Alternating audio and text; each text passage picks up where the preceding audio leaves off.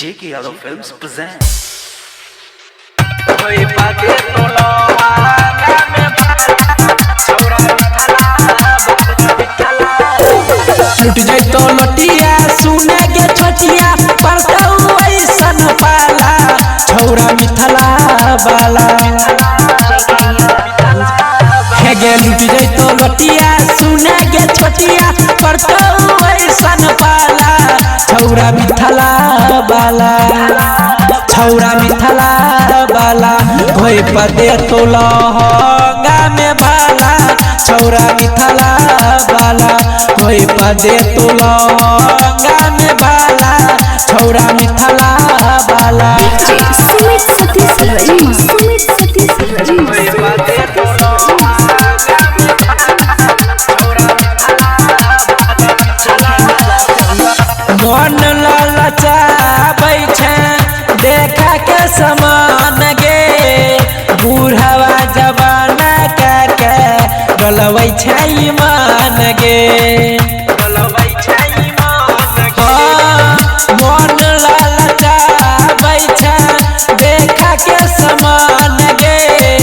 बूढ़वा जवाना के डलवै छै मान गे फोटा में छौरी होठा लाली लगा के कलची पागल दू नाली देखा के कोई ले छी पागल दू नाली देखा के छोड़तो ने आई फर्ज तो लाई करतो गड़बड़ घटला छौरा मिथला बाला छौरा मिथला बाला होई पदे तो लहंगा में भाला छौरा मिथला बाला होई पदे तो लहंगा में भाला छौरा मिथला बाला सुमित सतीश रजी सुमित सतीश रजी कोई बातें तो लोहाना में चढ़ल जवानी तोहर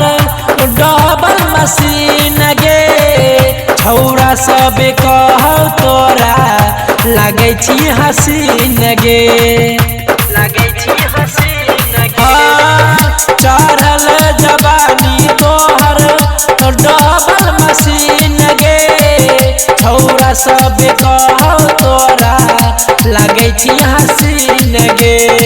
हिलबे छी नीचे हिल ऊपर छोड़ी के चोली के तोहर ऊपर छौरी के चोली के तोहर दोनों ऊपर राइटर मनीष गुड्डू नीतीश दम कर देत तोहर नाला छौरा मिथला बाला छौरा मिथला बाला होई पदे तो लहंगा में भाला छौरा मिथला बाला